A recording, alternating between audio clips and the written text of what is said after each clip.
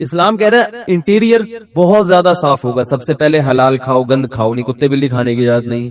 نشے کی چیزیں حرام کر دی, شراب ناپاک قرار دی, کپڑے پہ لگے نماز نہیں ہوگی. شراب اگر اندر کیسے اتار سکتے ہو بھائی, اس میں بدبو ہے.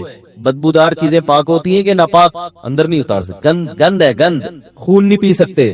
ایسے قوم بھی ہے نا, میں نے وہاں تنزانیہ میں ایک جنگلی لوگوں کی ویڈیو بنائی تھی جو خون پیتے ہیں جانور کا. عجیب ان کے چہروں میں وحشت. تو خون نہیں پی سکتے, یہ گند ہے. آپ کھاؤ اچھی پاکیزہ چیزیں.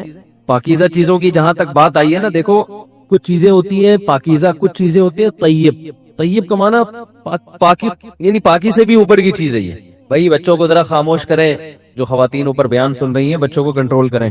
تو یار عادل بھائی آپ جا کے ذرا کنٹرول کریں, بچوں کو شور کر رہے ہیں. یہ میرا موضوع نہیں ہے, لیکن درمیان میں تھوڑی سی بات کر کے میں آگے چلتا ہوں. ہم لوگ جو خوراکیں کھاتے ہیں نا وہ ہیں حلال پاکیزہ. روٹی ہے, چاول ہے, آلو ہے, چپس ہے, پکوڑے ہیں, سموسے ہیں, رول ہیں, پراٹھے ہیں, صحیح ہے نا, گھی ہے. یہ کیا ہے؟ حلال چیزیں. یہ کھائیں گے طاقت آئے گی, نارمل زندگی گزاریں گے. کچھ چیزیں ایسی اللہ نے پیدا کی ہیں جو آپ کو بالکل نکھار کے رکھ دیں گی. یعنی اس سے جو خون بنتا ہے نا بڑا خاندانی قسم کا بنتا ہے خون. آپ کے چہرے پہ چمک پیدا ہو جائے گی, آپ ہٹو بچو ہو جاؤ گے. اور میں کیسے ڈیفائن کروں سمجھ میں نہیں آ رہا نا, صحیح ہے نا. وہ ہے زیتون, انجیر اور شہد, دودھ, کھجور. سمجھ رہے ہو؟ نہیں سمجھ رہے. دودھ وہ نہیں جو بھینس سے نکالا, انجیکشن لگا ہوا, پھر اس نے گوالے نے اپنا دودھ بھی ملایا اس میں, یعنی جو اس کے پاس پاؤڈر واڈر اویلیبل تھا, پھر اس کو آپ نے بوائل کیا, پھر فریج میں رکھ دیا. 3 دن بعد اس کی جو اجزائے ترکیبی ہے نا, یعنی اس کا فارمولا ہی چینج کر دیا. دودھ کا ایک ڈاکٹروں کی نظر میں فارمولا ہوتا ہے, دودھ جب فریز ہوتا ہے نا تو بادی پن پیدا ہو جاتا ہے اس میں. تو دودھ کے صحیح فائدے اٹھانے نا, بالکل ہٹو بچوں قسم کا دودھ پینا ہے. تو ادھر جانور کے تھن سے دودھ نکالا اور فوراً پی گئے. یہ والا دودھ آپ چند دن پی کے دیکھیں, اپنی صحت دیکھنا, اپنا پیٹ کا سسٹم دیکھنا, ایسیڈیٹی ختم اور زبردست ہٹو بچوں کام ہو جائے گا. ہم تو پیتے ہیں فریج کا یا بوائل کر کر کے, ملائی اس کی الگ ہو جاتی ہے, اس کی جو قدرتی جو اس کی جو ترکیب ہے نا وہ چینج ہو جاتا ہے اس میں. تو خیر زیتون کھائیں یعنی پیئیں, انجیر ہے, کھجور ہے. ہمارے نبی صلی اللہ علیہ وسلم کے گھر حضرت عائشہ فرماتی ہیں 2 مہینے کھجور اور پانی کے علاوہ کچھ بھی نہیں کھایا جاتا. اللہ تعالیٰ پیغمبروں کے لیے جس قسم کی خوراک کا سلیکشن کرتے ہیں نا وہ سب سے بہتر خوراک ہوتی ہے ہر لحاظ سے. نبی صلی اللہ علیہ وسلم نے چاول نہیں کھائے. وہ الگ بات ہے کہ چاول عرب میں تھے ہی نہیں, لیکن اللہ نے ایسی چیزیں پیدا ہی نہیں ہونے دی وہاں پہ کہ پیغمبر کھائیں اور پھر ہمارے لیے وہ سنت بن جائے. ابھی دیکھو یہ بیٹھے ہوئے ہیں نا ماشاءاللہ, بتانے میں کوئی حرج تو نہیں ہے. یہ وہاں یو ایس اے آرمی میں, یو ایس اے کس میں ہے بھائی, ڈپارٹمنٹ میں ہے وہ, اس میں گورنمنٹ ڈپارٹمنٹ میں ان کو ایسے شعبے میں سیکیورٹی سے ان کا تعلق ہے نا, وہاں پولیس سے تعلق ہے. بتا دیتا ہوں یار, اس میں کوئی حرج تو نہیں ہے, کوئی آپ ہمیں پکڑو گے تو نہیں نا. تو یو ایس اے کی پولیس میں ہے یہ. تو ان لوگوں کی ٹریننگ بہت ٹف قسم کی ٹریننگ ہوتی ہے. جب یہ پچھلے سال مجھ سے ملنے آئے تھے ماشاءاللہ کافی اچھے موٹے تازے تھے یہ. اب یہ جب ملنے کے لیے آئے تو میں نے کہا باقی کہاں ہیں آپ, تھوڑے سے آئے ہیں آپ, تھوڑے سے باقی کہاں گئے آپ. ایسے سلم اسمارٹ ہو گئے یہ. اور ماشاءاللہ انہوں نے طلاق یافتہ خاتون سے شادی بھی کی ہے جس کے بچے بھی ہیں, اور یہ بھی اپنی سوتیلی بیٹی کو لے کے بیٹھے میں بیان سن. تو یہ بھی ایک خوشی کی بات ہے. کیا خیال ہے؟ تو ابھی نماز سے پہلے میں ان سے پوچھا یار آپ ماشاءاللہ بالکل ہی فٹ فاٹ ہو گئے, تو آپ لوگوں کو وہاں جب ٹریننگ کے دوران کچھ خوراک پر بھی ظاہر ہے سمجھایا جاتا ہوگا کہ ہم تمہیں بھگا رہے ہیں, ایسا نہ کچھ ایسی چیزیں کھا لو گے یہ بھاگنا سارا ضائع ہو جائے. تو کچھ خوراک میں بھی وہ گائیڈ کرتے ہیں. انہوں نے کہا بھائی چاول کھانے کی اجازت. بولو بھائی تو چاول کھائیں آپ, میں منع نہیں کر رہا, ہم بھی کھاتے ہیں, لیکن ظاہر ہے چاول کیا ہے, اس میں نشاستہ زیادہ ہے, اس میں شکر زیادہ ہے, توند بھی نکلتی ہے, پھولتا بھی آدمی. تو ہمارے نبی صلی اللہ علیہ وسلم نے ایسی غذائیں استعمال کی ہیں کہ ان کو کھا کے موٹاپا نہیں آتا. وہ الگ بات ہے وہ عرب میں تھی وہی, لیکن اللہ ایسی چیز پیدا ہی نہیں کرتا پیغمبروں کے لیے نا کہ وہ کھائے اور ہمارے لیے وہ ایک نمونہ بن جائے. اگر نبی صلی اللہ علیہ وسلم کے پاس چاول ہوتے اور آپ کھا رہے ہوتے, ہم کہتے ہفتے میں 6 دفعہ چاول کھانا سنت ہے, تو اللہ نے کھانے نہیں دی ایسی چیز. دودھ میں بھینس کا دودھ بھی اچھا ہوتا ہے, گائے کا دودھ بھی اچھا ہوتا ہے, بکری کا ہٹو بچو ہوتا ہے, اونٹنی کا ہٹو بچو اچھا ہوتا ہے. ہمارے نبی نے سب سے زیادہ اونٹنی کا اور بکری کا دودھ پیا ہے. آپ ریسرچ کر کے دیکھ لو, اس میں فیٹ کم ہوتا ہے, موٹاپا نہیں آتا. موٹاپا پیدا کرنے والی چیزیں ہمارے پیغمبر نے اور صحابہ نے کھائی نہیں ہے. اونٹنی کا دودھ اور بکری کا دودھ، یہ چیزیں یہ موٹاپا نہیں پیدا کرتی، اس میں فیٹ نہیں ہوتا اونٹنی کے دودھ میں، اور جگر کے لیے بہت اچھا ہوتا ہے۔ پھر جو کھائیے، گندم بہت کم کھائیے۔ تو کھجور تو مستقل آپ کھجوریں کھاتے رہیں، عادت ڈالیں، آپ دیکھو آپ کے چہرہ پہ ایسی فریشنس آ جائے گی نا، کیونکہ آپ صلی اللہ علیہ وسلم نے فرمایا افطار کس سے کرو؟ کھجور سے۔ اس کو آپ نے طیب فرمایا، ایسی پاکیزہ چیز ہے، کیونکہ جب خالی پیٹ ہے نا تو جو کھاؤ گے ٹھا کر کے لگے گا جسم کو۔ تو ایسے موقع پہ گٹکا بھی کھا سکتے ہو، اس وقت جو گٹکے کا اثر ہوگا وہ بھرے ہوئے پیٹ نہیں ہوگا۔ چرس بھی پی سکتے ہو، سگریٹ بھی پی سکتے ہو، ہیروئن بھی کھا سکتے ہو، پی سکتے ہو، اور بریانی بھی پھوڑ سکتے ہو، کچھ بھی کھا سکتے ہو، لیکن آپ نے فرمایا کہ ایسے موقع پہ کیا کھانا ہے؟ کھجور۔ آپ کہہ سکتے ہیں ہم تو رمضان میں کھجوریں کھاتے ہیں تو ہمارے چہرے پر تو وہ فریشنس اور یہ سب ویکنس ختم نہیں ہوتی۔ وجہ اس کی ہے کہ 2 دانے آپ کھجور کے کھاتے ہیں، پھر طبیعت سے رول سموسے پھوڑتے ہیں۔ تو بھائی کھجور کا مطلب پتا ہے، پھر کھجور ہی کھاؤ، پیٹ بھرو کھجور سے، اور یہ دماغ میں سے نکال دیں کہ کھجور کھائیں گے تو پھر فلاں چیز کی کمی کیسے پوری ہوگی۔ وہ سب کچھ اللہ نے اس میں، صرف کھجور ہی کھا لینا آپ، سب کچھ ہو جائے گا۔ اس میں آپ کو طاقت بھی ملے گی، جو کاربوہائیڈریٹ ہے وہ بھی ملے، گلوکوز اچھا والا گلوکوز ملے گا آپ کو، اور آئرن بھی ہے، ہر چیز ہے۔ کہتے ہیں کھجور میں ایک اتنے سے دانے میں اللہ نے جتنی چیزیں جمع کر دی ہے نا، اتنی کسی اور پھل میں یکجا جمع نہیں ہوئی۔ تو امی عائشہ، آج میں فجر میں حدیث پڑھتا ہوں نا، یار روزانہ تھوڑی دیر کا درس ہوتا ہے، تو امی عائشہ فرماتی ہے کہ چاند، وہ تو غربت بیان کر رہی تھی کہ رسول اللہ صلی اللہ علیہ وسلم کے 3 چاند گزر جایا کرتے تھے اور ہم کھجور پانی کے علاوہ کچھ بھی میسر نہیں ہوتا، ایسی زندگی تھی۔ لیکن اللہ نے اسی میں بڑی پاور رکھی ہے، طاقت رکھی ہے۔ تو چیزیں کھائیں، وہ بھی کھاتے ہیں، چھوڑ کون سکتا ہے، لیکن زیادہ آہستہ آہستہ جو فوکس کریں نا ان چیزوں کو۔ انجیر ہے، عرب لوگ کھاتے ہیں۔ میں شام کو، آپ کو پتا، ہم ترکی گئے تو وہاں شامی مہاجرین بہت تھے، تو ہم جب شام کے لوگوں کو دیکھتے تھے، ان کے چہرے میں الگ ہی رونق، چہرے میں الگ ہی نور، تو ہم اپنے دوستوں سے پوچھے یار یہ اتنے خوبصورت لوگ کیوں ہیں؟ انہوں نے کہا یہ صدیوں سے انجیر، زیتون، کھجور، یہ 3 چیزیں کھاتے آ رہے ہیں، ان کا ناشتہ اس کے بغیر نہیں ہوتا۔ اور ہم لوگ کیا کھاتے آ رہے ہیں؟ صدیوں سے پراٹھے پھوڑتے آ رہے ہیں، جیم کے ساتھ مکھن بھی ہمارا پتہ نہیں کون سا والا مکھن ہوتا ہے بھائی، جس نے جو لا کے مکھن کے نام پہ پکڑا دیا وہ کھانا شروع کر دیا ہم نے۔ تو خیر یہ میرا موضوع نہیں ہے، پھر بات ادھر کو چلی جاتی ہے۔ تو نبی صلی اللہ علیہ وسلم نے ارشاد فرمایا، تو اسلام اندر کی طہارت کا بھی قائل ہے۔ دیکھو قرآن نے قسم اٹھائی، والتین والزیتون، قسم ہے انجیر کی، قسم ہے زیتون کی، وہذا البلد الامین، اور اس مکہ والے شہر کی بھی قسم ہے، لقد خلقنا الانسان فی احسن تقویم، انسان کو ہم نے بہت خوبصورت تقویم میں، یعنی سب سے خوبصورت ہم نے انسان کو پیدا کیا ہے۔ اب دیکھو عجیب بات ہے، قسم جس چیز پہ اٹھائی جاتی ہے تو اس میں اور قسم میں کوئی مناسبت ہوتی ہے کہ نہیں ہوتی؟ مخلوق کے لیے اللہ کے علاوہ کسی اور کی قسم اٹھانا جائز نہیں ہے، لیکن جب اللہ قسم اٹھاتا ہے نا مخلوق کی، تو وہ دلیل کے طور پر گویا، یعنی اللہ اس میں یوں کہہ رہے ہیں کہ انجیر اور زیتون اور مکہ، بلد الامین سے مراد کیا ہے؟ مکہ، یہ تینوں اس بات پر گواہ ہیں کہ ہم نے انسان کو بہت ہی بہترین انداز میں پیدا کیا۔ اب سوال پیدا ہوتا ہے انجیر کا اس قسم سے اور زیتون کا اس قسم سے اور مکہ کا انجیر زیتون سے کیا تعلق؟ بھائی یہ تینوں آپس میں کوئی میچنگ نہیں ہو رہی، ان تینوں کی آپس میں میچنگ نہیں ہو رہی، اور پھر قسم کی اس دعوے سے میچنگ نہیں ہو رہی جو اللہ نے قسم کے بعد دعویٰ کیا ہے۔ تو یہ بڑی خاندانی میچنگ ہے۔ جو انجیر اور زیتون کھاتے ہیں نا، انہی کا دماغ اتنا تیز ہوتا ہے کہ ان کو یہ میچنگ سمجھ میں آ جاتی ہے۔ سمجھ رہے وہ کیا ہے؟ اللہ فرماتے ہیں کہ انسان کی خوراک میں نے انجیر اور زیتون بنائی۔ یہ خوراک کسی عام مخلوق کی نہیں ہو سکتی، یہ انسان کی جسمانی ترقی کے لیے بہترین غذائیں ہیں، بہترین غذائیں۔ اور مکہ انسان کی روحانی ترقی کے لیے، کیونکہ مکہ وحی کا مرکز ہے۔ تو تہذیب یافتہ زندگی گزارنے کے لیے گائیڈنس اس کو کہاں سے مل رہی ہے؟ مکہ سے، جو اس کی روح کو طاقت دے رہا ہے۔ اگر مکہ میں وہی نازل نہ ہوتی، انسان تہذیب سے دور ہوتا، زنا کر رہے ہوتے، گے میرج کو حلال کر دیا ہوتا، ہومو سیکس کو جیسے کر دیا انہوں نے، ابا کو اولڈ ہوم میں جمع کرا رہے ہوتے، ہم بھی کرا رہے ہوتے، ہم کیوں نہیں کراتے بھائی؟ ارے ابا اماں کو ہم کیوں گھر میں خدمت کرتے ہیں؟ مذہب کی وجہ سے نا، کیا خیال ہے بھائی؟ ورنہ تو ہم ہر چیز میں گوروں کو فالو کر رہے ہیں، تو پھر ابا کو گھر میں کیوں رکھا ہوا ہے؟ گورے تو ابا کو گھر میں نہیں رکھتے بھائی۔ نہیں سمجھ میں آ رہا تو بتا دو، میں گھر چلا جاتا ہوں۔ کامن سینس کی بات ہے نا، ہر چیز میں گورا گورا گورا گورا۔ ایک آدمی نے مجھے اتنا دماغ کھایا، میں نے کہا یار آپ گوروں کے بارے میں یہ کہہ رہے ہو، وہ یوں وہ یوں، کوئی تعریف بھی تو ہوگی۔ میں نے کہا سب سے بڑی تو بھائی وہ گورے ہیں بھائی، وہ میں نے کہا کہ ان کی جو خوبی ہے میں ان کا تھوڑی انکار کرتا ہوں.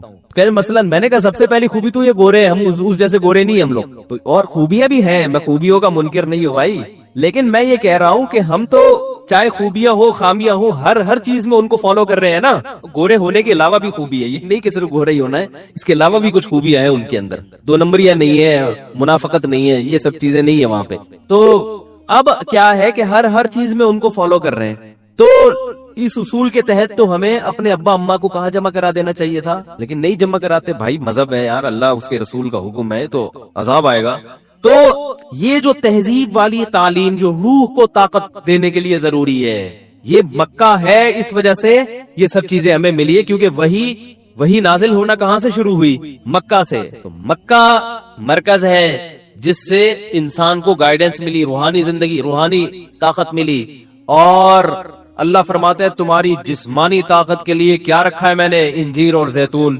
اس سے پتہ چلتا ہے کہ انسان عام مخلوق سے ہٹ کر ہے, اس کی روحانی ترقی کی بھی انتظام ہم نے کیا ہے, اور باڈی کو بہترین خوبصورت بنانے کے لیے جو غذائیں ہم نے اس کو دی ہے وہ بھی انجیر اور زیتون جیسی خاندانی غذائیں ہیں.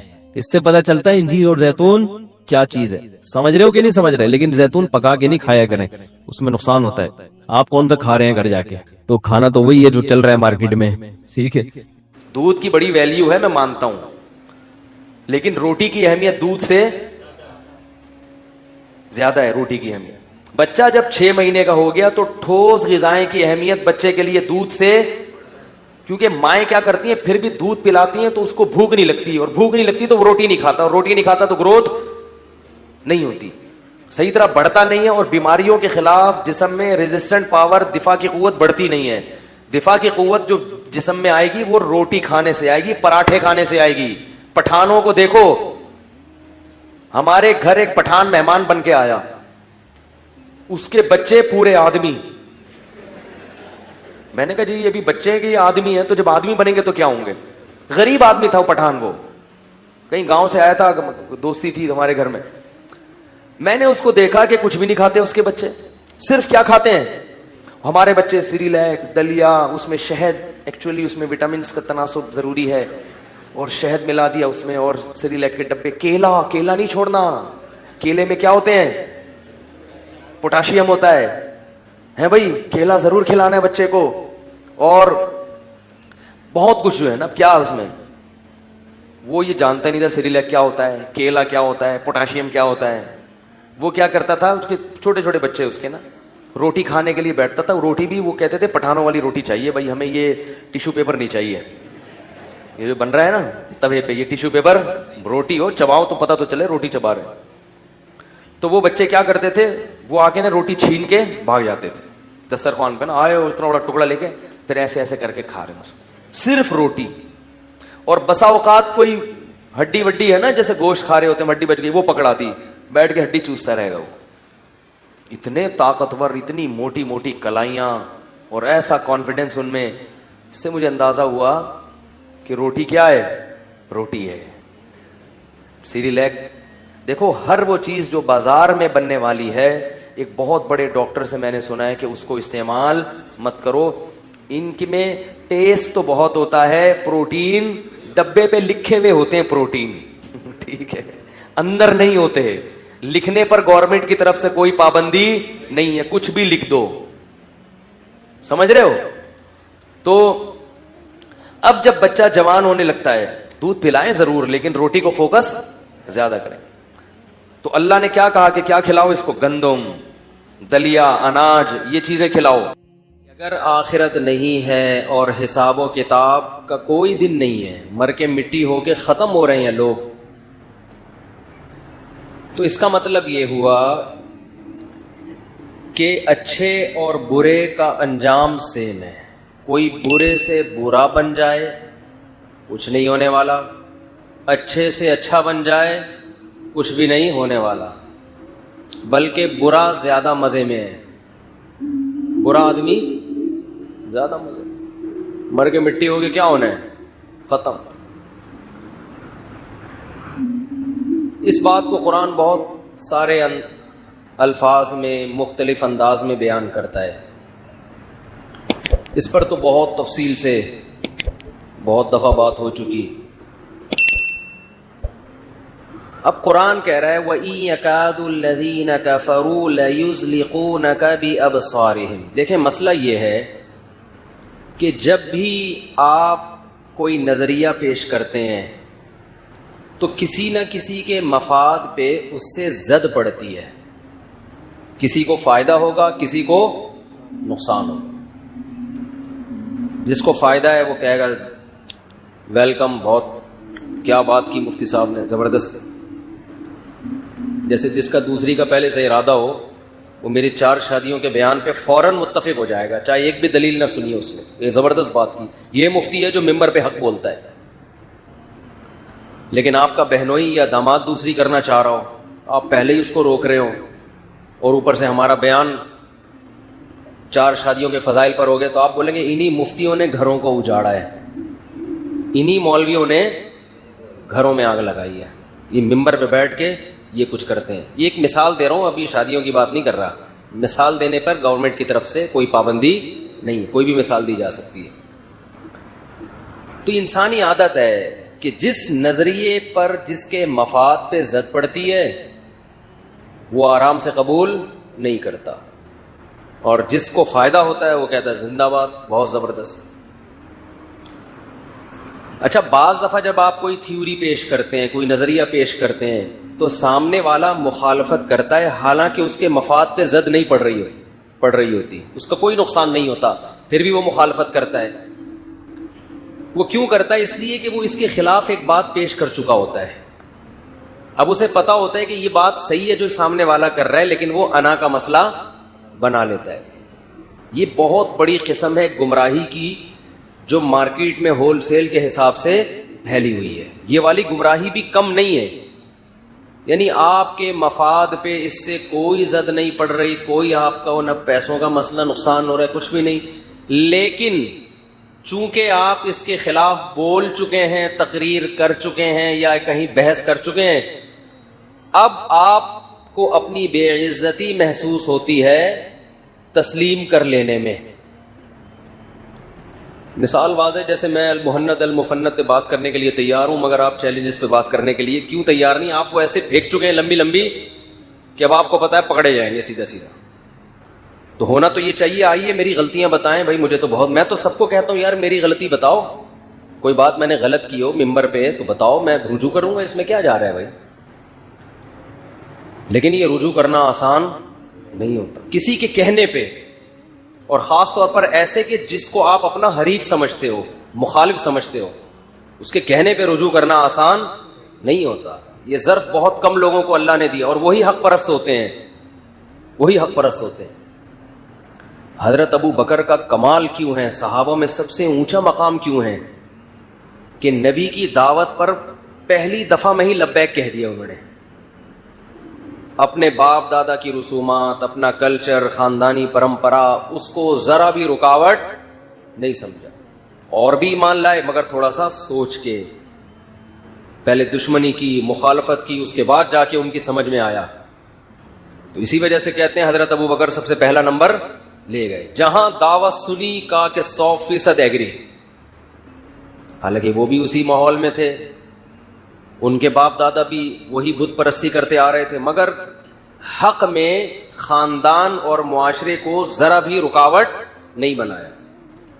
میں اکثر ایک بات کہتا ہوں, اسے خوب اچھی طرح سمجھیں. اصل لبرل لوگ پتہ ہے کون ہیں؟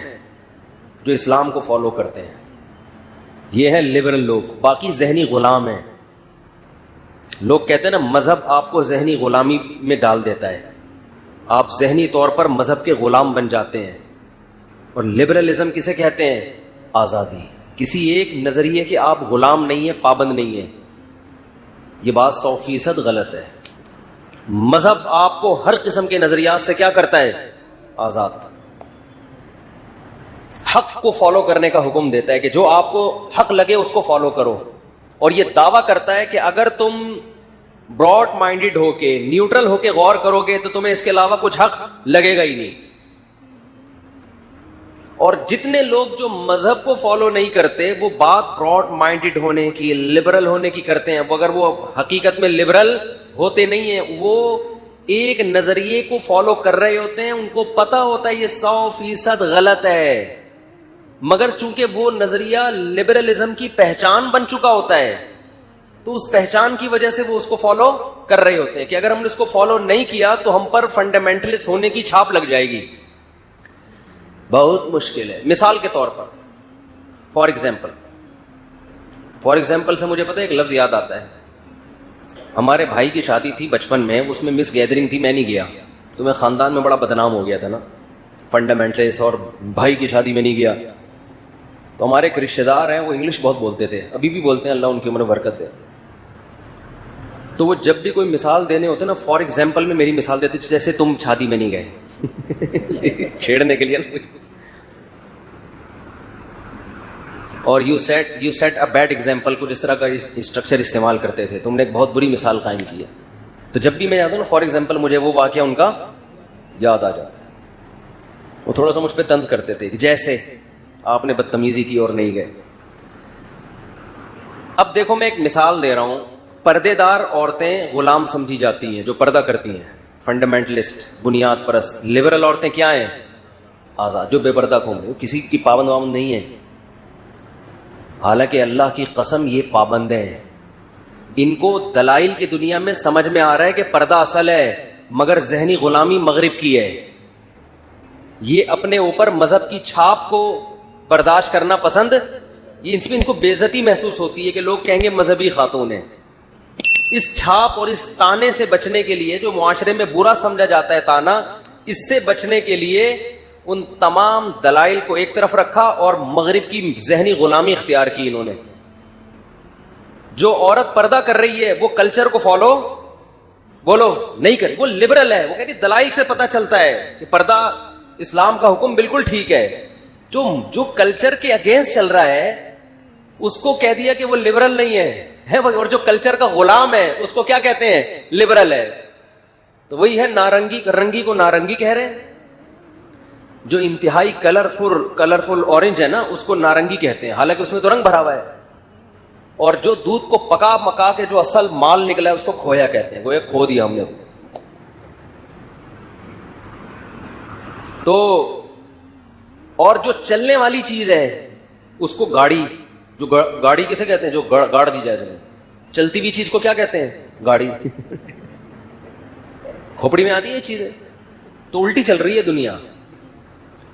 تو اسلام جتنا لبرلزم کی دعوت دیتا ہے نا آپ کو, براڈ مائنڈڈ ہونے کی, اتنا دعوت تو دنیا میں کوئی بھی نہیں دیتا. تبھی تو قرآن بار بار عقل استعمال کرو. ان فی ذلک لآیات لقوم یتفکرون. قرآن کہہ رہے اس میں کھوپڑی استعمال کرنے والوں کے لیے نشانی ہے. جو اندھے مقلد ہوتے ہیں, کلچر کو فالو کرتے ہیں, ذہنی غلام بنے ہوئے, ان کو یہ اس سے ہدایت ہی نہیں ملے گی قرآن سے. اس قرآن سے ہدایت ان کو ملے گی جو براڈ مائنڈڈ ہو کے غور فکر کرتے ہیں, کسی نظریے کے پابند نہیں ہے, بالکل ذہنی ہر قسم کی ذہنی غلامی سے آزاد ہو کے جو سوچے گا اسے اس قرآن سے گائیڈنس ملے گی. قرآن اس کو سیدھا راستہ دکھائے گا, بتائے گا یہ صحیح ہے یہ غلط ہے, اس کی سمجھ میں آئے گا. کیونکہ رسول اللہ صلی اللہ علیہ وسلم جس کلچر میں, جس معاشرے میں آئے نا اسلام کی دعوت لے کے, اس میں اسلام کی دعوت بالکل یو ٹرن لینا تھا. یعنی کلچر جس طرف جا رہا ہے اس کے بالکل اگینسٹ, بالکل اپوزٹ. کلچر سینکڑوں خداؤں کا قائل تھا. اسلام نے کہا عقل استعمال کرو. قرآن کے اکثر دلائل عقلی ہیں, یعنی عقل کو استعمال کرنے کا حکم دیتا ہے. لو کان فیہما آلہۃ الا اللہ لفسدتا. قرآن کہہ رہے عقل سے سوچو, اگر اس زمین میں ایک سے زیادہ خدا ہوتے تو زمین آسمان کا نظام تباہ و برباد ہو جاتا. ایک گھر میں 2 سربراہ ہوں تو گھر کیا ہو جاتا ہے؟ برباد. تبھی تو ہو رہے ہیں برباد, پتہ ہی نہیں چل رہا باپ ہے کون, میاں کون ہے. ابھی وہ امریکہ سے ایک دوست آئے ہوئے ہمارے, پتہ نہیں بیان میں بیٹھیں گے نہیں بیٹھے. وہ کہہ رہے امریکہ میں جو بیوی ہے وہ میاں ہوتی ہے, جو میاں ہوتا ہے وہ کیا ہوتی ہے؟ جو لگ رہا ہے سارا ہوتا ہے. اس کو اتنے حقوق دے دیے انہوں نے کہ مرد اگر ہاتھ اٹھا لے وہ تو گیا, عورت چترول لگا لے تو کوئی اتنا بڑا کیس نہیں بنتا اس پہ. تو گھر کا بھی ایک سربراہ ہوتا ہے, نہیں ہے تو آج سے بنا لے جا کے, الیکشن کروا دیں, بے شک بچے کو باپ بنا دیں لیکن بنائیں کسی کو ضرور. یہ جو گھر میں اتنے فسادات ہو رہے ہیں نا, اس کی وجہ یہ ہے کہ گھر میں ایک امیر کی اطاعت, اللہ نے تو بنا دیا شوہر کو نا, باپ کو بنا دیا, شوہر کو بنا دیا, لیکن اگر آپ کو اللہ والا حساب سمجھ میں نہیں آ رہا ہے تو چلو یار الیکشن کرا کے بیوی کو بنا دو, بچے کو باپ بنا دو, لیکن جب اختلاف ہوگا تو چلے گی کس کی, ایک کی. اس سے گھر میں سکون ہوگا. اس کے علاوہ تعویذ گنڈوں سے وظیفوں میں ٹائم ضائع مت کرو, کخ بھی نہیں ہونے والا اس سے. ایک تو لوگوں کو صحیح حل بتایا نہیں جاتا, اوپر سے وظیفوں میں لگا کے جو اصل حل ہے اس سے اور زیادہ غافل کر دیتے. میں وظیفوں کے مخالف نہیں ہوں, پڑھ لیں, اچھی بات ہے, اللہ کا نام لینے کی توفیق مل رہی ہے, لیکن یہ حل نہیں ہے. اور ہمارے ملک بھی کیوں نہیں چل پا رہا ہے پتہ ہے, ایک آدمی کے ہاتھ میں پاور ہی نہیں ہے. پتہ ہی نہیں چل رہا کس کمبخت کا کام سڑکیں ٹھیک کرنا ہے, گٹر کے ڈھکن کون لگائے گا, کس کو گالیاں دے, کس کو برا کہیں. جب بھی آپ کراچی میں امن کی بات کرو تو یہ فلاں کا شعبہ ہے. ابے بھائی یہ سڑک بنا دو, یہ فلاں کا, یہ ہمارا نہیں ہے, یہ ہیڈک کس کا ہے, یہ فلاں وزارت کا ہے. یہ پتہ ہی نہیں چل رہا ہوتا کس سینٹ میں جو بل پاس ہوا ہے ابھی خاندانی نظام کی تباہی والا, اس میں پی ٹی آئی کو گالیاں دینی ہے یا مسلم لیگ کو دینی ہے یا نون لیگ کو دینی ہے, کس کو گالیاں, یہی نہیں پتہ چل رہا. اس کا ذمہ دار وزیر اعظم عمران خان ہے یا کون ہے, یہ پتہ ہی نہیں چل رہا. وزیر اعظم کو برابر بولے بھائی میرا کیا ہے, وہ تو سینٹ میں بل پاس ہوا ہے, مجھ سے پوچھ کے تھوڑی ہوا ہے. تو عجیب کھچڑی چل رہی ہے. جس قوم میں, جس ملک کو یہی نہیں پتا ہو کہ کس کے ذمے کیا کام ہے, اس میں ترقی کے خواب دیکھنا حماقت ہے. تو صدارتی نظام ہونا چاہیے جیسے امریکہ میں ہے, ہر چیز کا ذمہ دار ڈونلڈ ٹرمپ نکلتا تھا, صحیح ہے نا. تو یہاں تو کچھ ہے ہی نہیں. ایک متحدہ عرب, بات ہٹ رہی ہے موضوع سے لیکن کسی حد تک موضوع ہی پہ ہو رہی ہے. یہ متحدہ عرب امارات سے نا ایک صاحب, میں لاہور کے اسٹیشن پہ بیٹھا ہوا گھر والوں کے ساتھ ٹرین میں واپس آ رہا ہوں, تو ایک صاحب بیٹھے ہوئے عربی, ٹوٹی پھوٹی اردو بھی آتی, مجھے دیکھ کے پہچان گئے, کہنے لگے آپ فلاں. میں نے کہا جی ہاں. تو عربی بڑی اچھی تھی ان کی, عرب متحدہ عرب امارات کے تھے. تو انہوں نے بتایا پتہ نہیں وہاں کی آرمی میں ہے یا کس میں ہے, کیا ہے. تو مجھے کہنے لگے کہ یار یہ عجیب ملک ہے. انہوں نے کہا ہمارے ہاں یو اے ای میں جو بھی مسئلہ ہو ذمہ دار بادشاہ ہوتا ہے, اور بادشاہ اپنی ذمہ داری سمجھ کے اس کو پورا کرنے کی کوشش. کہہ رہے ہیں مجھے یہاں اتنے مہینے ہو گئے, مجھے یہی نہیں سمجھ میں آ رہا کہ کس کام کا ذمہ دار ہے کون, پکڑے کس کو جا کے, اور اس کا فائدہ لوگ اٹھاتے ہیں, سیاسی جماعتیں. مثال کے طور پر گٹر اگر کھلے ہوئے ہیں نا, لوگ گر رہے ہیں اس میں, تو جس کی ذمہ داری نہیں ہے وہ اس کو گالیاں دینا کہ دیکھو یہ گٹر کھلے ہوئے ہیں فلاں کے دور حکومت, حالانکہ وہ خود ذمہ دار ہوتا ہے اس کا بعض دفعہ. تو کچھ عجیب گند مچا ہوا ہے یار. یہ وہ حیران ہو رہا تھا, کہہ رہے تم لوگ چل کیسے رہے ہو, تمہارا تو کوئی سسٹم ہی نہیں ہے. اتنے محکمے بنے ہوئے ہیں اور ہر محکمے کا بڑا ہی الگ ہے کوئی. تو یہ بربادی ہے. مسلمانوں کا تو ایک بادشاہ ہوا کرتا تھا یار, ایک خلیفہ ہوا کرتا. چلو اب پوری دنیا کے مسلمانوں کا ایک خلیفہ نہیں ہے, تو ایک ملک کا تو کم از کم ایک خلیفہ ہو نا, کہ ہر چیز کی رسپانسبلٹی بالآخر اس خلیفے کی ہو. اس خلیفے کو آپ وزیر اعظم بول دو, صدر بول دو, ہمیں ناموں میں کوئی مسئلہ نہیں ہے. آپ اس کو صدر مملکت بول دو, پریزیڈنٹ بول دو, وزیر اعظم بول دو, پرائم منسٹر, کچھ بھی بول دو آپ اس کو, خادم القوم بول دو آپ اس کو. لیکن ایک آدمی کیا ہونا چاہیے, اختیارات کس کے پاس ہوں, ایک آدمی. یہ اسلام کا مزاج یہ ہے. خیر, تو ابھی بات یہ چل رہی تھی, کیا بات چل رہی تھی بھائی؟ آج پراٹھا کھایا ہوا نا, تھوڑا اسپیڈ تیز ہے میری. ابھی میں نے ویسے تو صبح کھاتا ہوں, آج میں نے ابھی تھوڑی دیر پہلے بھی پھوڑ دیا. کیا ابے کچھ منہ سے تلفظ کے ساتھ بولو نا, ایسے کیا. ہاں, تو میں یہ عرض کر رہا تھا کہ قرآن نے کتنی زبردست دلیل دی ہے شرک کے خلاف. یہ عقل استعمال کرنے کا حکم دیا.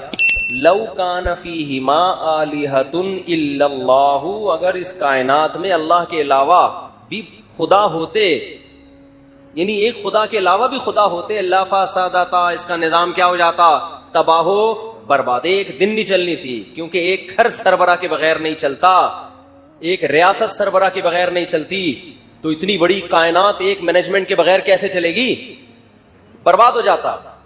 تو یہ تو کھوپڑی استعمال کرنے کا قرآن کہہ رہے ہیں نا.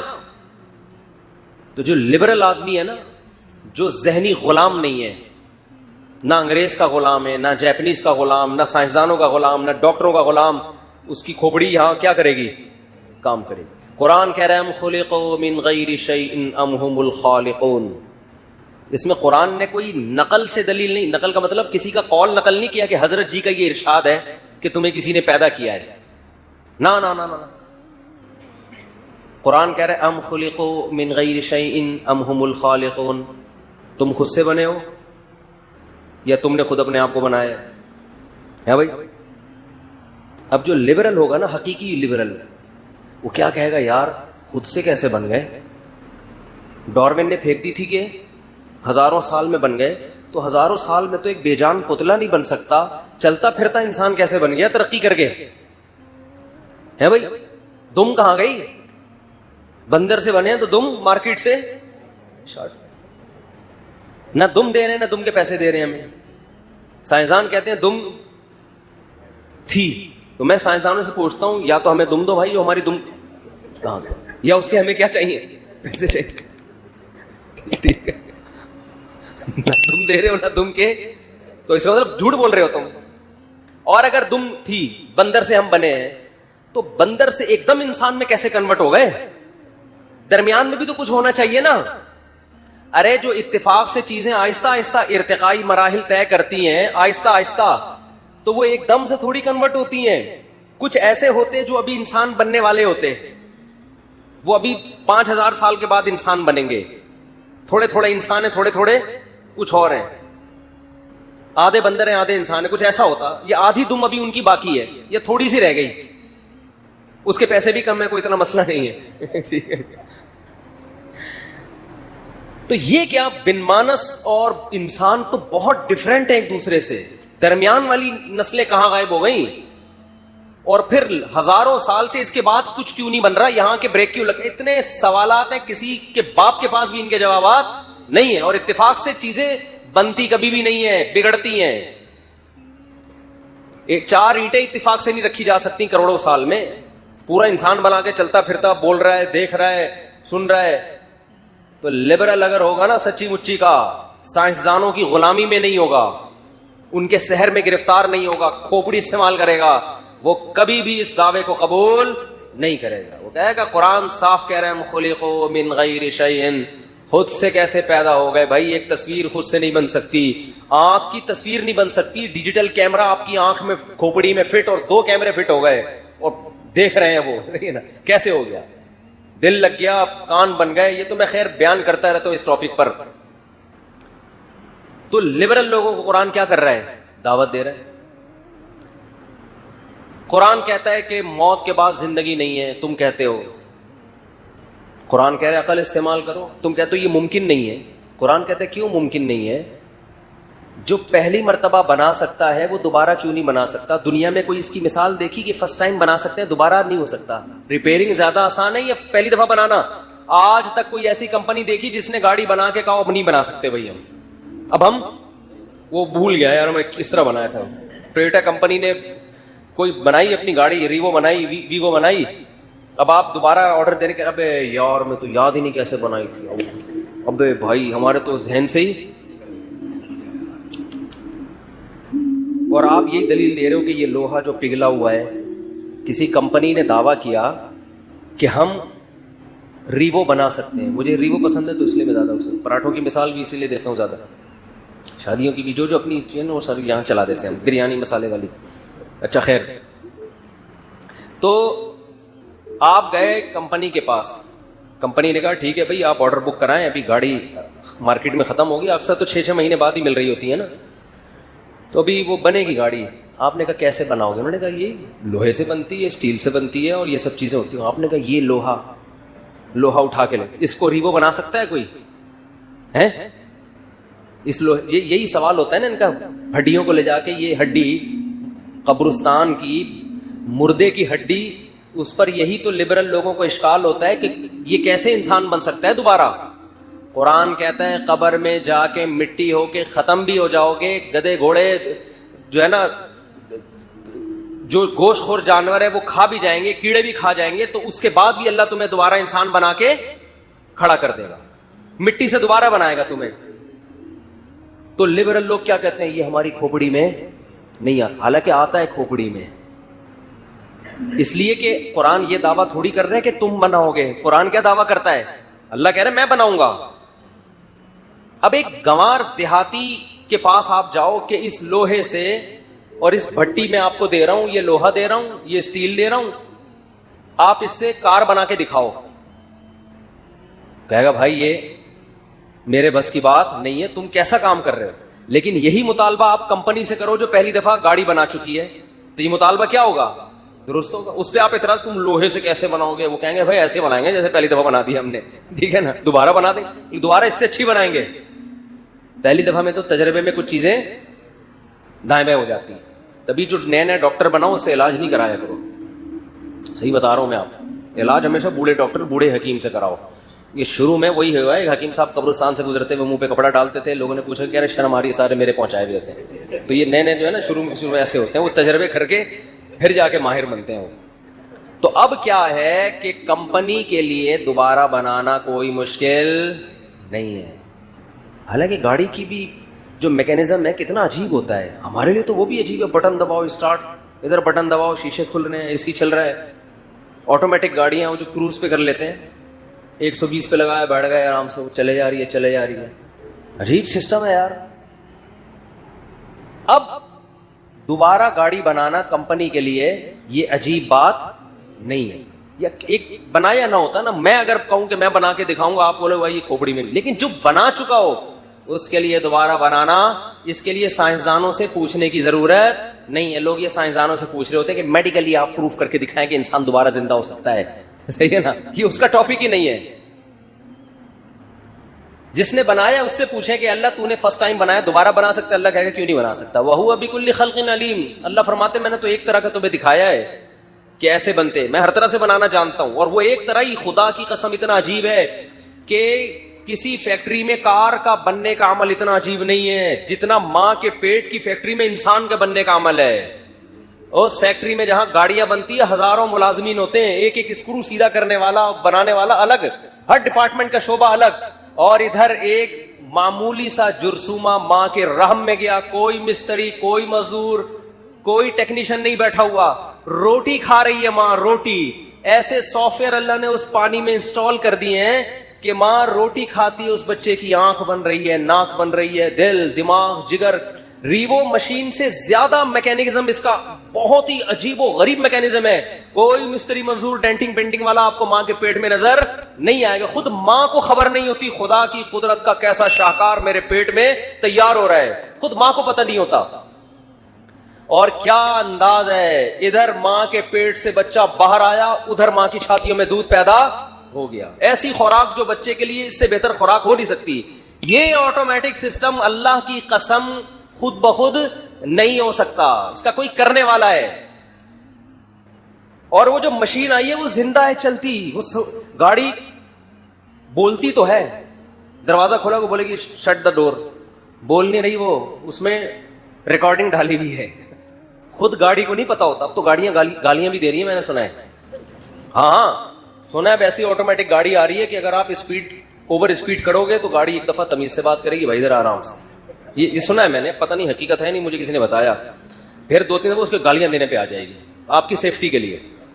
غلط اوورٹیک کر رہے ہو آپ کو، تو زیادہ ٹیکنالوجی ترقی کرے گی تو جھانپڑ بھی پڑنا شروع ہو جائیں گے. لیکن یہ گاڑی کو شعور نہیں ہے، روبوٹ کی طرح ہے، آٹومیٹک سسٹم ہے، اس کو نہیں پتا چل رہا. اس کی گالیوں سے کبھی بھی آپ متاثر مت ہو. آپ یہ نہ سمجھو کہ سچی مچی کا غصہ کر رہی ہے. جیسے وہ سیٹ بیلٹ نہ باندھے تو ٹوٹ ٹوٹ کرنا شروع کر دیتی ہے نا، ٹینشن میں آدمی کہتا ہے چلو یار سیٹ بیلٹ ہی باندھو، تو گاڑی کو تھوڑی کوئی فرق پڑتا ہے. لیکن انسان کی جو مشینری تیار ہوتی ہے نا ماں کے پیٹ میں، بچہ روتا بھی ہے اور ہنستا بھی، اس کے جذبات ہیں، محبت بھی کرتا ہے، نفرت بھی کرتا ہے، اس کے جذبات. وہ اگر گالی دے گا تو اس کا مطلب سچی مچی کی دے رہا ہے، اس کو غصہ آ رہا ہے، حقیقت ہے. وہ اگر مسکرائے گا تو روبوٹ والا کی مسکراہٹ نہیں ہے، یہ حقیقی مسکراہٹ ہے. ایسا خلق الموت والحیات، قرآن کہہ رہا ہے وہ اللہ ہے جس نے موت اور زندگی کو پیدا کیا. اتنی ترقی کے باوجود اب تک حیات پیدا نہیں. حیات پیدا ہونا تو دور کی بات، سائنسدان حیات کو ڈیفائن نہیں کر سکیں اب تک. یہ حیات ہے کیا، زندگی کی ڈیفینیشن کیا ہے، زندگی کو ڈیفائن نہیں کر سکے یہ ہے کیا چیز.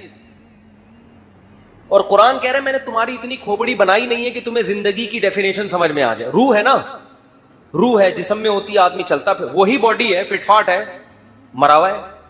تو کیا ہوا؟ قرآن کہہ رہا ہے روح نکل گئی. لوگوں نے پوچھا نبی سے کہ روح کیا ہے؟ قرآن نے کہا وما اوتیتم من العلم الا قلیلا, روح کا سمجھنا تمہارے مینٹل لیول سے اوپر کی چیز ہے. اتنا علم, اتنی نالج اللہ نے تمہیں دی نہیں ہے, تمہاری سمجھ میں نہیں آئے گا.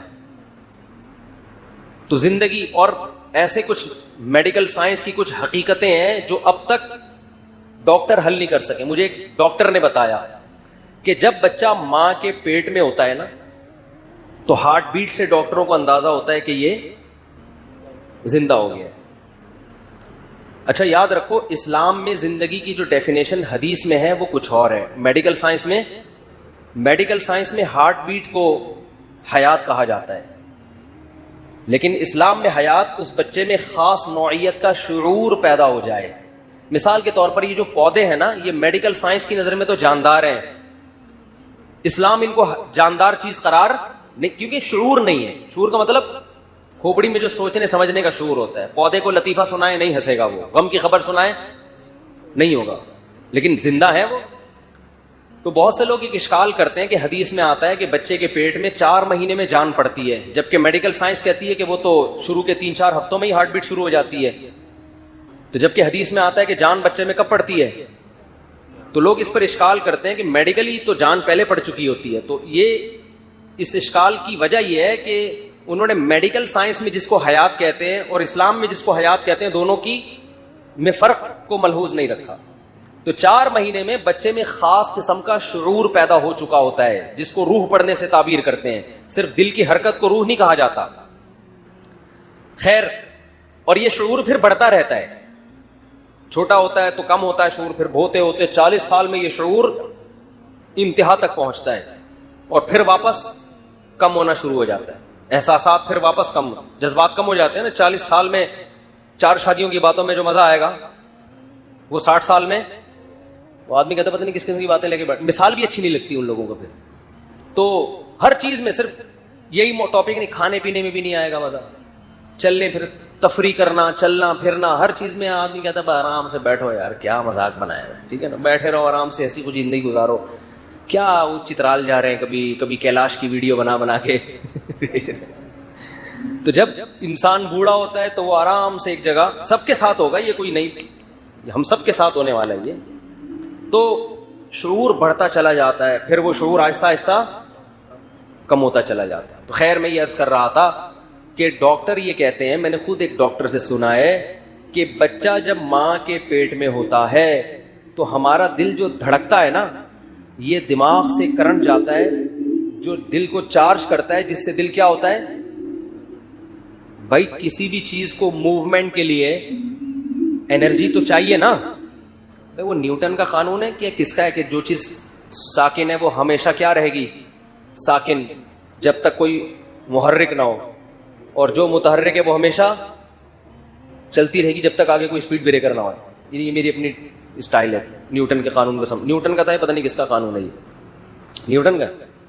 اچھا, تو ظاہر ہے دل کو بھی ہلنا ہے نا, جب تک کوئی ہلائے گا نہیں دل تھوڑی ہلے گا. تو اس کے لیے قدرت نے کیا رکھا ہے, دماغ کیا کرتا ہے, دل کو چارج. لیکن دماغ کے چارج کرنے کے لیے ضروری ہے کہ دماغ پہلے خود تو اس میں حیات پیدا ہو نا, اور وہ بلڈ کے سرکولیشن کے بغیر دماغ میں زندگی پیدا بولو نہیں ہوتی. اور بلڈ کا سرکولیشن ہارٹ بیٹ کے بغیر ممکن نہیں ہے. دل جب تک دھڑکے گا نہیں تو دماغ کرنٹ نہیں پھینکے گا, اور دماغ جب تک کرنٹ نہیں پھینکے گا تو دل دھڑکے گا نہیں. تو میں نے خود ایک ڈاکٹر سے سنا کہ اب تک سائنس اس راز پر مطلع نہیں ہوئی ہے کہ فرسٹ ٹائم دل کیسے دھڑکتا ہے بچے کا, کیونکہ دماغ تو ابھی مردہ ہے. دماغ کیا ہے, وہ تو مردہ ہے.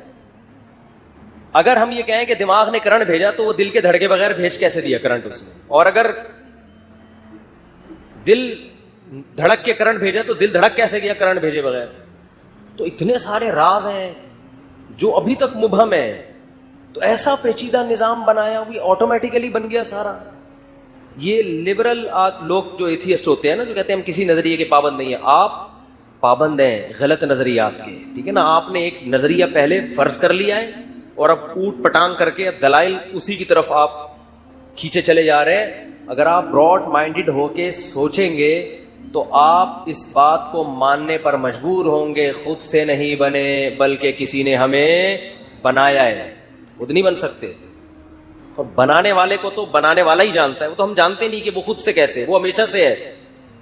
عقل یہ کہتی ہے کہ جو بنانے والا ہے اس کے بارے میں ہم جانتے ہی نہیں ہیں, تو اس کے بارے میں یہ بحث کرنا کہ وہ خود سے کیسے ہے, یہ بحث ہی غلط ہے کہ وہ ہمارے مینٹل لیول سے اوپر ہے. ہم تو, میں اپنے بارے میں بتا سکتا ہوں بھائی ہم خود سے نہیں ہو سکتے, آپ اس کے بارے میں تو تبصرہ کر رہے ہو کہ یہ خود سے کیسے ہے, اور اپنے بارے میں کہہ رہے ہو ہم خود سے ہیں, حالانکہ اپنے بارے میں تو آپ جانتے ہو.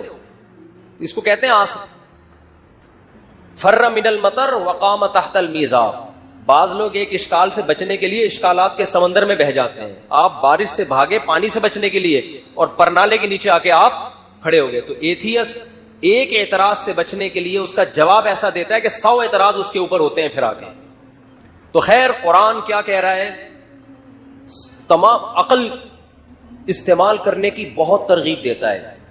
ان فی ذالک لآیات لأولی الالباب, عقل مندوں کے لیے اس میں کیا ہے, بہت بڑی بڑی نشانی ہے.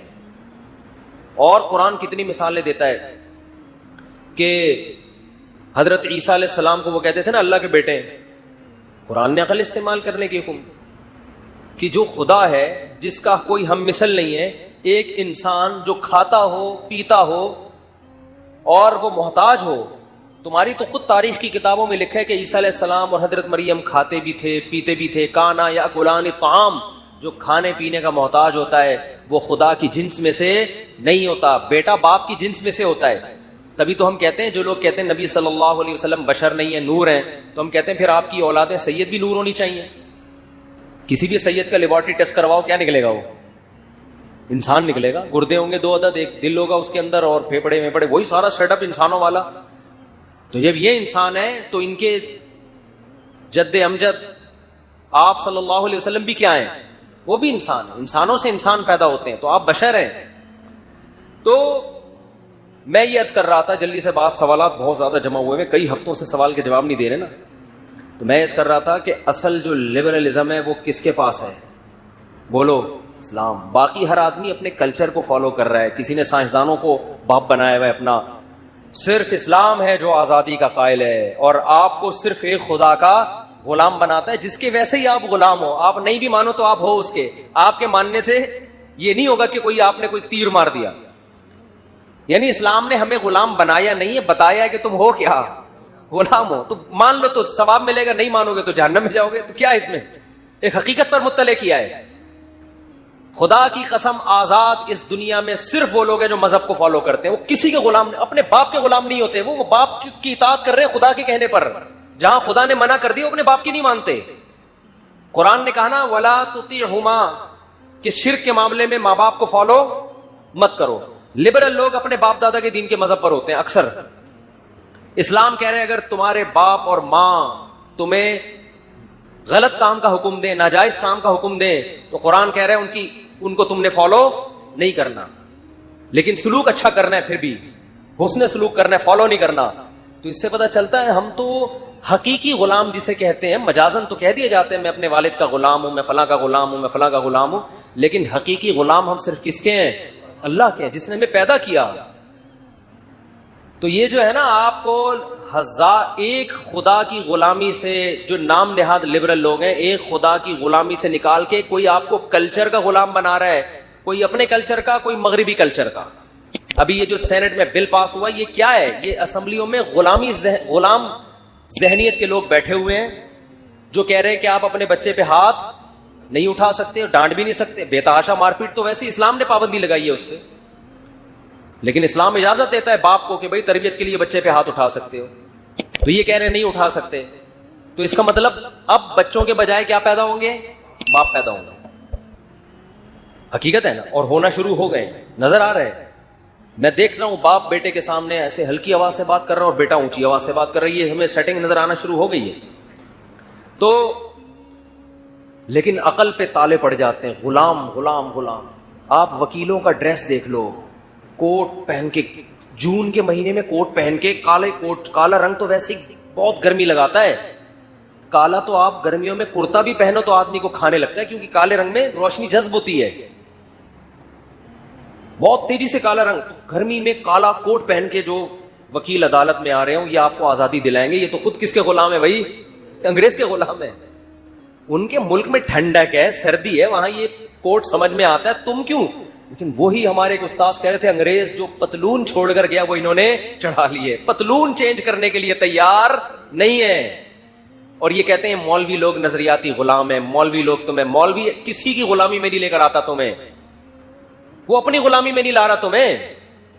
یہ پادری ہیں جو آپ کو مذہبی, جو دوسرے مذاہب کے جو مذہبی رہنما ہے نا, وہ اپنا غلام بناتے ہیں. اسلام میں جو اہل حق علماء ہیں وہ کسی کو اپنا غلام نہیں بناتے. اس کی سب سے بڑی دلیل یہ کہ ہندوازم میں کوئی گناہ کرتا ہے تو پنڈت کے پاس جانا پڑتا ہے, عیسائیوں میں کوئی گناہ کرتا ہے تو کہاں جائے گا؟ پادریوں کے پاس. آغا خانیوں میں کوئی گناہ کرتا ہے تو کہاں جائے گا؟ پرنس آغا خان کے پاس. اسلام کیا کہہ رہا ہے؟ کسی سے گناہ ہوا کسی مولانا کے پاس نہیں جانا. اور مولانا بھی بتا رہے ہوتے ہیں, من یعمل سوءا او یظلم نفسہ ثم یستغفر اللہ, جس سے بھی گناہ ہو جائے اپنی جان پہ ظلم کر بیٹھے, اللہ سے کیا کرے؟ غلام کس کے ہیں؟ اللہ کے. اللہ سے ہاتھ اٹھا کے معافی مانگے, یجد اللہ غفور الرحیم, اللہ فرماتے ہیں اللہ کو وہ غفور اور رحیم پائے گا. ڈائریکٹ کس سے؟ اللہ سے. کوئی واسطہ نہیں ہے درمیان میں, کوئی واسطہ نہیں ہے.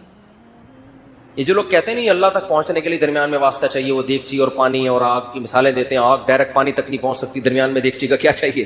یہ بھی فضول سی مثال ہے. ڈائریکٹ اللہ تک. وَأَنَّ الْمَسَاجِدَ لِلَّهِ فَلَا تَدْعُوا مَعَ اللَّهِ أَحَدًا. دعائیں مانگنے کی جگہ کیا ہے؟ مسجد ہے. مسجد میں کسی کی تصویر لگانے کی اجازت نہیں ہے تاکہ شرک نہ پھیلے. دنیا کی ہر قوم میں, ہر مذہب میں تصویریں ہوتی ہیں ان کی مذہبی رہنماؤں کی. آپ نے آج تک عالم اسلام میں کسی مسجد میں کسی مذہبی اسکالر کی تصویر نہیں دیکھی ہوگی. اگر لگی ہوتی تو سب سے پہلے صحابہ محمد صلی اللہ علیہ وسلم کی تصویر مسجد نبی میں لگاتے. لیکن اسلام نے شخصیت پرستی کو ایسا جڑ سے اکھاڑا ہے کہ نبی نے سب سے پہلے اپنی تصویر سے منع کیا, اور فرمایا جو لوگ تصویریں بناتے ہیں قیامت کے دن ان من اشد الناس عذابا, سب سے سخت ترین عذاب ان کو ہوگا. تو اسلامی ہسٹری مذہبی عبادت گاہوں میں ہمیشہ سے تصویروں سے پاک, تاکہ یہاں آ کے صرف اللہ یاد آئے. ایسا نہ ہو کوئی کسی تصویر پہ یا کسی کی یادگار ہو اس پہ جھکنا شروع کر دے.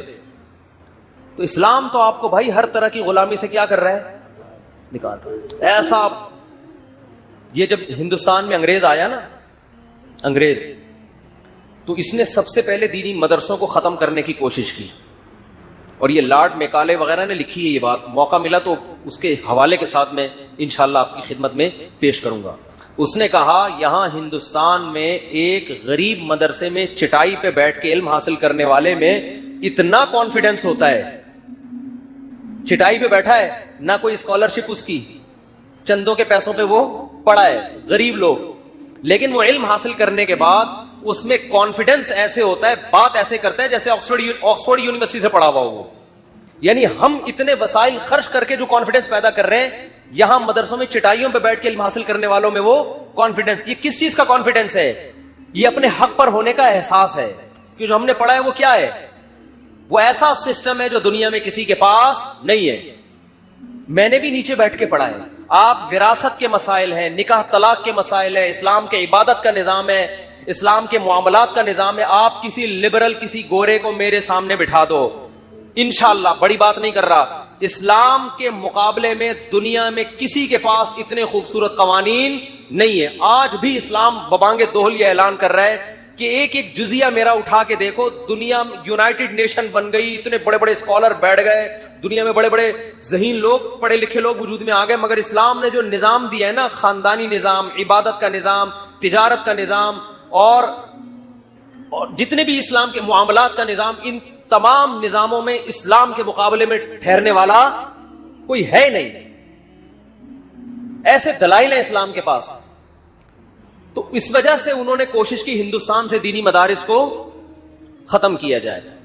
یہاں بھی میں ایک بات بتا دوں, بعض شرپسند لوگ کہتے ہیں کہ مولانا قاسم نانوتوی نے جو پھر تمام مدارس جب ختم ہو گئے تھے نا, ایک درخت کے نیچے ایک مدرسے کی بنیاد رکھی, اس وقت سے دیوبندی مسلک وجود میں آیا. یہ بھی بہت غلط بات ہے. سارے مدارس جب ختم ہو گئے تو انہوں نے وہی علماء جو انہی مدرسوں سے فارغ تھے، جو ہندوستان میں جو علم پڑھایا جاتا تھا، جو ساری دنیا پڑھتی تھی، اسی علم کو باقی رکھنے کے لیے مدرسہ کھولا تھا. تو ان کے اگینسٹ جو لوگ چلے ہیں، جو ان کے نظریات سے اتفاق نہیں کیا، ان نظریات سے فرق کرنے کے لیے ان کو دیوبندی کہا جاتا تھا. یہ مطلب نہیں تھا کہ نئے مسلک کی بنیاد رکھی انہوں نے اور یہ اس وقت سے وجود میں آئے ہیں، کیونکہ وہ دیوبند میں تھا تو اس لیے اس کا نام کیا پڑ گیا، ورنہ وہ سارے ہندوستان اور بر صغیر کے سارے وہی علماء تھے. کوئی نیا مسلک کی بنیاد نہیں رکھی، نہ ان کے کوئی نئے عقیدے، نہ ان کی کوئی نئی بنیاد. نام یہ پڑ گیا اس لیے کہ ان کے اگینسٹ کچھ لوگ چلے تھے، ان سے فرق کرنے کے لیے. تو خیر، تو حقیقی معنی میں آپ کو براڈ مائنڈڈ کون بناتا ہے میرے بھائی؟ اسلام بناتا ہے. ہر بات عقل سے کرتا ہے، اور آپ کو ہزاروں لاکھوں انسانوں حتیٰ کہ اپنے کلچر کی غلامی سے نکال کے کہاں لے کر آتا ہے؟ اللہ کی غلامی کی طرف. اس پہ آپ کو اطمینان ہوتا ہے کہ میں جو کچھ کر رہا ہوں صحیح کر